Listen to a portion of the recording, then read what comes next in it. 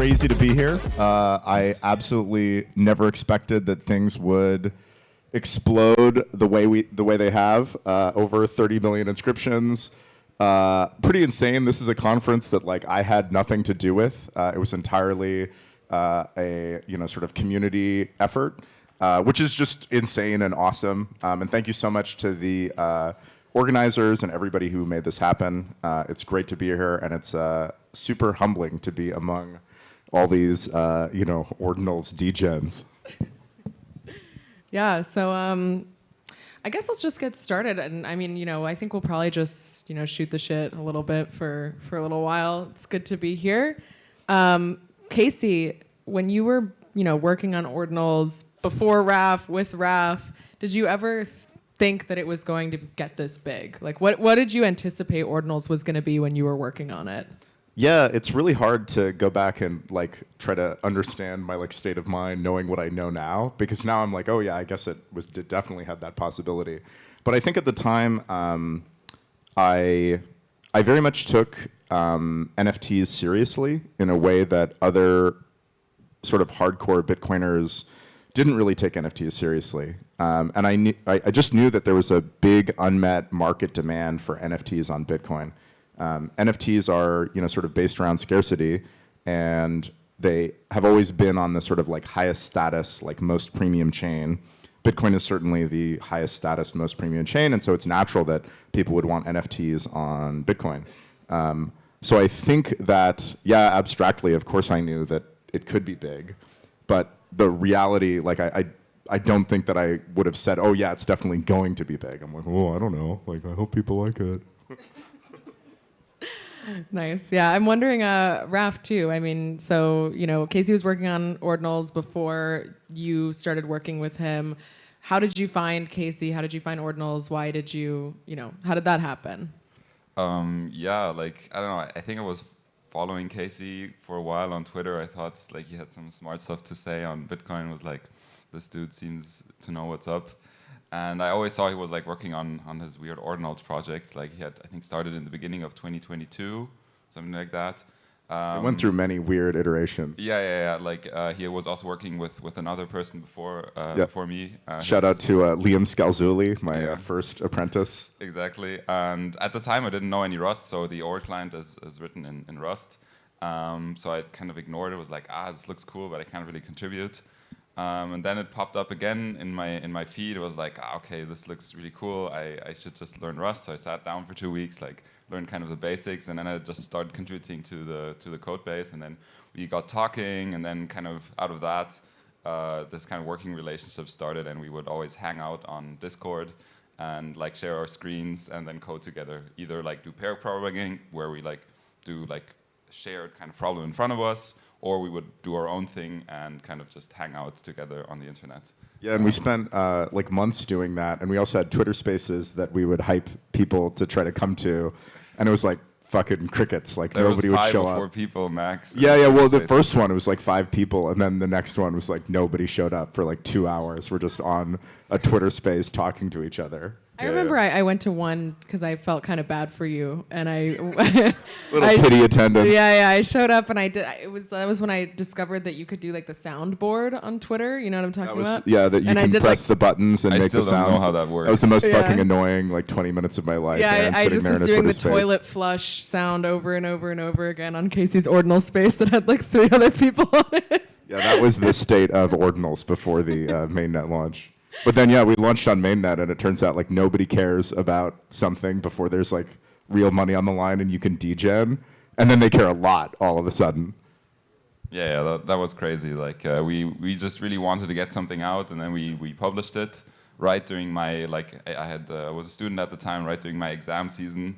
Kind of we published this, and then it kind of blew up. I was writing exams, but then there was also this whole kind of new thing growing. It was kind of stressful, kind of.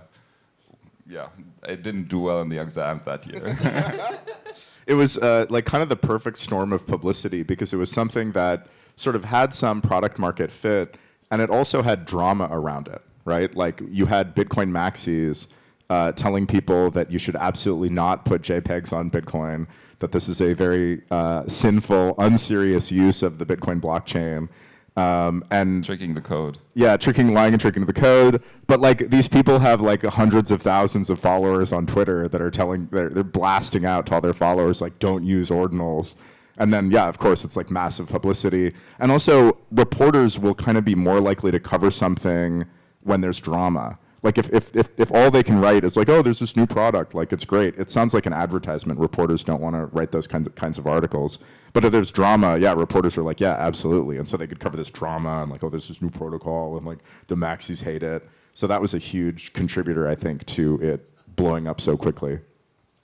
How did you, I mean, obviously there was that first kind of initial crazy wave of drama and reaction, and then I think things have evolved sort of since. I mean, how have you seen the reaction to ordinals progress over the last, 6-8 months, whatever it's been?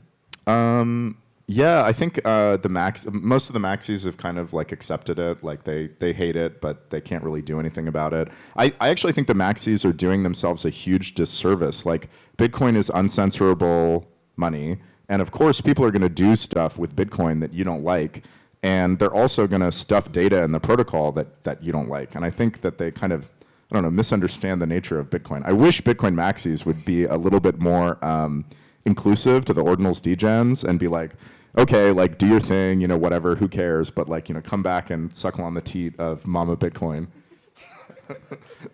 But like another thing is that I was very stressed at the beginning because I was sort of like, well, I have to do everything. Like everything's on fire, like everything's broken. Everything is still on fire, everything's still broken. But there's so many people that are also working on it, and there's, services, and, the sort of ecosystem is starting to evolve. So that takes a little bit of the pressure off. Although, of course, ORD is still very important. It's the reference implementation. It's the sort of most decentralized, or like the most trustless way, let's say, of using ordinals and inscriptions. So I think it's very important that it works well. But obviously, having all the sort of development in the ecosystem and from the community is just tremendous. Yeah, it's crazy to see how many people now kind of depend. Like I make some changes, and then people tell me, oh yeah, now I have to integrate this into my whole like infrastructure, and like teams of developers are kind of using this thing. It's terrifying, isn't it? A little bit, yeah. But it's fun, yeah. Yeah, we make like one change on GitHub, and then there's like tweets that like, oh, Raph and Casey did this. Oh, yeah. And I'm like, oh my God, can't we just work in peace? Yeah, it's a very public way of working. It's a weird way of working, but it's also kind of cool. Yeah. Yeah, agreed. So, I guess kind of surprise guest here in Singapore, not announced, but we've been here for a couple days now.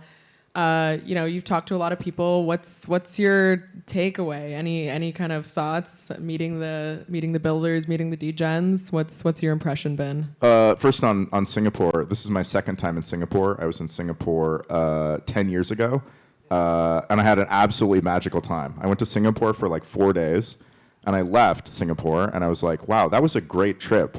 But I didn't do anything. Like, why was that a great trip? And it's because I just ate at hawker centers 4 times a day for 4 days. And the food here is just incredible. People are super friendly. So yeah, shout out to Singapore. I'm a big Singapore fan. But yeah, takeaway is, one important takeaway is, I'm really actually pretty content with ordinals and inscriptions being this kind of, these like weird like trinkets, and like DeFi and tokens, I don't know, whatever. But I do want to do as much as I can to sort of support those meta protocols on top of ordinals, just to make it so that they can be a little bit more maybe efficient and coexist sort of with everything else. So that's one takeaway, is that before I was like, okay, like all these people making meta protocols, they're just gonna do whatever, and I don't know if there's anything that I can really do to sort of improve the user experience or make them work better at the base layer of the protocol. But being here and talking to people, I actually think there's a few things that probably Ord can do to make meta protocols a little bit more robust, a little bit more efficient.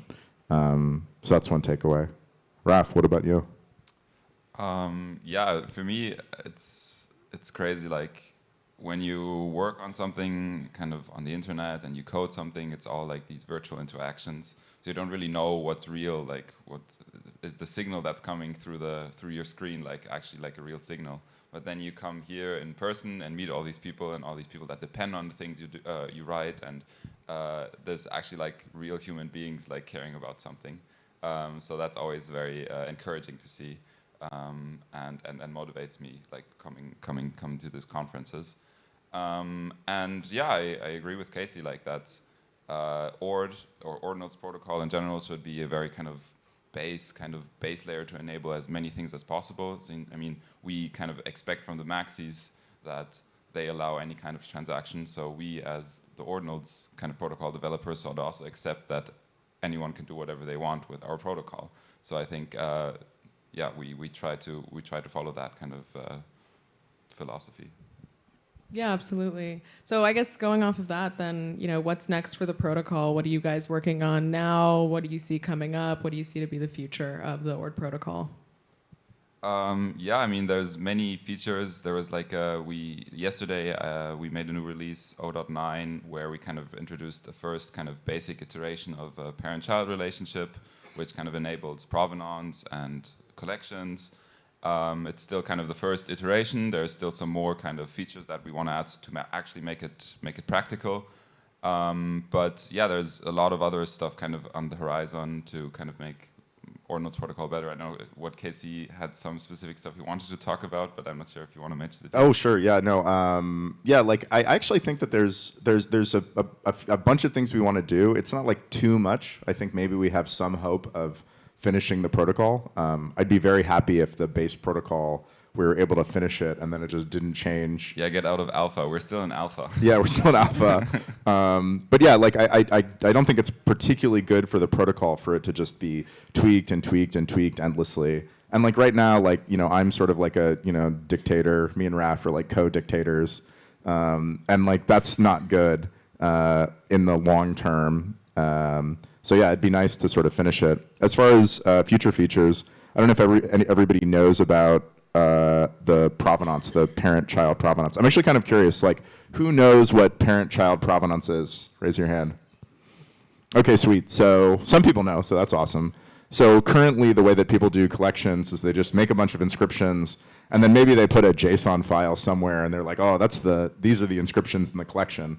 But that's not so great because you can't verify on-chain which inscriptions belong to which collection.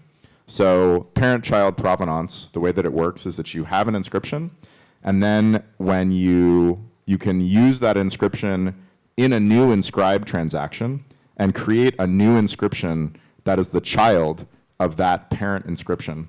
And then when you go to that child inscription, its page on ordinals.com, it says the parent, and you can click on the parent to go up to the parent, and on the parent it has a list of all of the children. So this is a very flexible, very general mechanism for establishing on-chain provenance. So only the person who holds an inscription can create children under it. So you can't create children under somebody else's like inscription. So this means that you know that the children was created by the holder of the inscription at that time. And one nice thing about it is I think it's actually much better than collections in NFTs on other chains. I actually think it's a real improvement on how provenance is done, for example, on Ethereum, because the number of sort of generations is unlimited. So the way I think the easy way you can imagine this being used is an artist might create an inscription that represents them, and every time they want to create a collection, they create a child of that, their sort of avatar inscription, and then they create the items of the collection under that collection inscription. So you can have any number of degrees of hierarchy, and I'm sure people will come up with very creative uses for all of this like sort of flexibility. I think it's really cool, as opposed to on Ethereum where it's only like one level. And I'm looking at my little notes. Oh yeah, batch inscriptions, doing multiple inscriptions efficiently in a single transaction. That's something that we want to do, and that's especially something that is desirable now that there's sort of like official way of doing collections. And then content compression. Really no reason not to be able to zip or broadly compress your content. And then what else? Yeah, is there anything else? I mean, we could make the wallet a bit nicer, maybe add a GUI. Oh yeah. GUI wallet, but dude, that's long term. Yeah, that's Listen, we're just two schlubs up here. There's a limit to what add we more can do. recursive endpoints. At the moment, you can only do block height, timestamp, and the actual content of other inscriptions. But then adding more ways to get data from the Bitcoin blockchain and interact and create art around that. So I think we will be consecutively adding more of those. We just have to really think about correctly designing them, because once they're set in stone forever and you cannot change them. So it's a very tricky design space. You cannot change the API and have to support it forever. But what do you think? Maybe we can finish it in a year? By the end of the year? I think it would be nice to have just the core protocol done in a year. The basic features done, most of the edge cases mapped out, and then maybe a 1.0 release. Yeah, 1.0. At some point, yeah. Maybe in half a year or a year, yeah. But I hope that the protocol. I don't know about all these deadlines that you guys are setting on stage here. I don't know. What else do you want to talk about? You have a list. Let's see. I'm sort of very skeptical about tokens and DeFi and the metaverse and stuff like that. I'm sort of like a cranky old man. Honestly, a pretty hardcore Bitcoiner. I'm not a maxi because the maxis are kind of cringe and ideological. But if you actually ask me what I believe, what do you think of this? What do you think of that? You'll find that I believe a lot of the same things as maxis. I'm a very Bitcoin first person, and I'm not opposed to DeFi or those things. But in general, I just don't think they work very well. But on the other hand, these meta protocols on top of ordinals using inscriptions, they make inscriptions, and so they contribute fees to securing the base layer of Bitcoin, which I actually think is incredibly beneficial. So I'm sort of cautiously optimistic and happy with the experimentation that people are doing, because I think ultimately, regardless of how much it's able to bear fruit, it will contribute to securing the blockchain, the Bitcoin blockchain, which is sort of the lifeblood that we all swim in. So that's good. What kind of things are you interested in and excited about in terms of what's being made on Ordinals right now? I really just want to see more weird art, weird trinkets. I'm pretty happy with the rare sat meta starting to take off, miners. If you look at recent blocks, you'll see that miners are actually stripping off the rare sats. I'd like to see more use of sat names. There are all sorts of different sort of namespace protocols on top of ordinals, but in fact, because each sat has a name, you can use that as a namespace. And I'm very excited about seeing parent-child collections and seeing what people do with that and all the crazy weird hierarchies that they create. Yeah, it's gonna be cool, people that are very good at front end to design cool ways to explore these hierarchies. Right now we just have an HTML and you can click through, but people who are more talented than us in front end can I think build really cool visualizations of how you can explore through different parent-child relationships. I'm excited to see someone do something creative there. I definitely agree. I want to see generations upon generations of parent-child relationships displayed in a way that would allow for an artist to show all of their work just through those kind of relationships on Ordinals. Yeah, you just put the top level inscription and you can see everything. Yeah, absolutely. It's also really cool because it means that you don't really have to rely on the sort of traditional word of mouth marketing to let people know that an inscription is yours, right? If you have an inscription that everybody knows about, everybody sees when it's used to create a child, you don't need to go on Twitter and shill your new stuff, right? It's sort of a form of automatic advertisement. They'll see, the children and know that it's yours, and if you have a good reputation, I might be interested in buying it. So when will we see more than just inscription 0 from you, Casey? Oh yeah, right. Yeah, the funny thing about all this is that I guess so. Talking about why I made Ordinals, I saw NFTs in like 2017, and it was like CryptoKitties and like punks and stuff. And I wasn't really interested in it sort of at all. I don't really have a collector's like mentality, so I was like, whatever, I don't really care about that.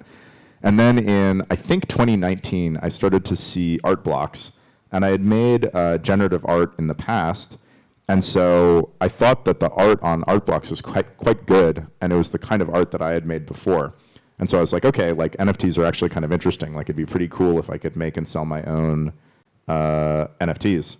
And so I was like, okay, well, I guess maybe I'll do it on Ethereum. So I started to look at ER721, the standard, and Ethereum and how NFTs worked on Ethereum and how they were stored. They're on IPFS or they're on Arweave, or they're on just an AWS server, and they're all mutable. If you want to make sure that an ERC-721 contract is not mutable, you actually have to dig into the source code. You have to audit it.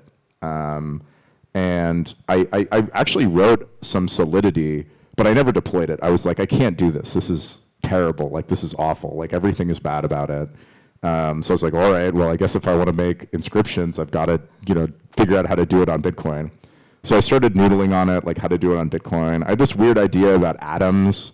It was very strange, like the sort of prehistory of ordinals. At one point, the inscription, the content was not going to be on chain. But like nobody wants that because then you have to run a server that you like retrieve it from. It's a mess. And so then I finally came up with like inscriptions, content being on chain, everything being immutable. And it's out there. People are degenning hard. They're making inscriptions. And I've made 1.5 inscriptions. I made inscription 0, and then me and Erin made 1 inscription for our podcast, which, by the way, the Hell Many Podcast, wherever fine podcasts are pervade. But I haven't made any inscriptions. I haven't degened at all, So, but now that we have parent-child, that's sort of like the, okay, like, because I don't have to go out on Twitter and shill and be like, oh, look, this is my inscriptions. But yeah, like maybe soon. Who knows? I'll make some inscriptions under the Genesis inscription. Yeah, we'll see the skull at the top of the giant tree and all the weird branches coming down. Premium collection. Let's see. Yeah, one random thing is, we got to take care of the Bitcoin blockchain. So be careful of UTXO bloat.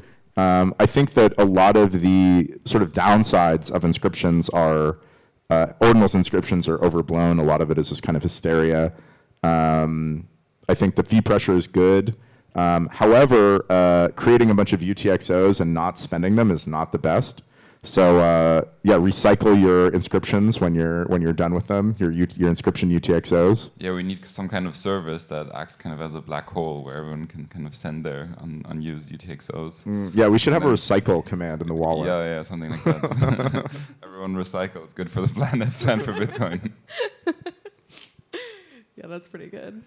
Yeah, no, I mean, I think that's been like a big.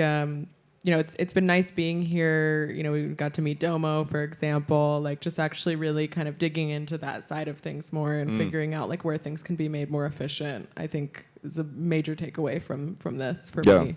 Yeah, I'm like BRC-20. It's kind of interesting. I have interesting feelings about BRC-20. On the one hand, one thing that I think is really cool about it is it's very much in what's called the worse is better design philosophy. And that sounds like an insult, but it is absolutely not. When you sort of sort of hack something together and find the simplest thing that can possibly work, those are the solutions that ultimately wind up taking off. And you can kind of see that in ordinals and inscriptions. Ordinals and inscriptions are like caveman technology. It's not doing any of this complicated homomorphic encryption nonsense or like taproot asset trees or like weird RGB commitments or whatever. It's very simple and it works, and I think that BRC-20 is sort of in that vein. I think it's unfortunate that BRC-20 doesn't require you to spend the UTXOs that are created when you mint tokens. So I look forward to maybe an evolution of BRC-20 or some other token standard that lets people sort of makes it even more a little bit like ordinal native, so that the tokens actually live inside of UTXOs and you have to spend those UTXOs. Yeah. I guess, we should probably wrap it soon because it's getting pretty late here and we definitely want to get to that after party. But Should we take some questions from the audience? I was going to say, I don't know, does anyone have any questions? Like, we'd be happy to take them. Yeah. Right there. Can a child institution have multiple parents? It's not implemented in. He asked, by the way, just Oh, for anyone yeah. who couldn't hear, he asked, can a child inscription have multiple parents? That's why they pay you the big moderator bucks. Yeah, exactly. So yeah, that's actually something that is kind of cool. It's not implemented in Ord yet, but there's no reason that it couldn't be. And so you can have eventually once we do it, you can have a child with multiple parents. So you'd see in the list. Yeah, there's no reason that you couldn't do that. Yeah, right there. Instead of wasting the ordinals that are unused, setting out to burn address like Raph said, how about making it mutable? Well, maybe it's better actually, instead of sending them to a burn address, just donating them to the miners as fees. You can just donate them and then it'll fund the security budget. Or make them mutable? What do you mean make them mutable? You can update ordinal after describing? No, that's probably something that we'll never do. That's against the core philosophy. Yeah, It's supposed to be immutable. So I don't think we'll do that. Probably not. Any plans for CIDs? What are CIDs? Content identifier. So you know if something's the original one. Yeah, content hashes. We have a PR open. One of our contributors opened a PR on that. So you can see an inscription, and then you can see the content hash, and can also see how many replications of that hash exist. It's a draft PR. Yeah, it's just sort of like when we get to it. add, yeah. Yeah, it's pretty simple. Although, you would be able to see whether it's the first instance of that content. Although I'm always a little bit hesitant or hesitant about this, because obviously you can change just one bit of a piece of content and get an entirely different content hash. But yeah, if you find me afterwards, I'm very curious about what you're looking for in a feature and what the use cases are. But yeah, we should be able to do that. Questions? Anybody? Would you like to comment on ORC cache? I have not looked at the ORC cache spec in depth myself, so I cannot comment. However, anything if it encourages people to spend those UTXOs, then that's good. But can't comment on the rest of the spec. All right, should we call it? Yeah, I guess so. Any final words? Yeah, I guess just have fun and be good, and remember to in between degenning on ordinals and inscriptions and crazy tokens, buy some Bitcoin, stack sats. Yeah, and thanks everybody for coming here. This is awesome. I've met so many cool, friendly people. The enthusiasm for ordinals and inscriptions is truly humbling. So yeah, thank you so much. Yeah, and thanks to Ordinals Summit for having us. It's been great.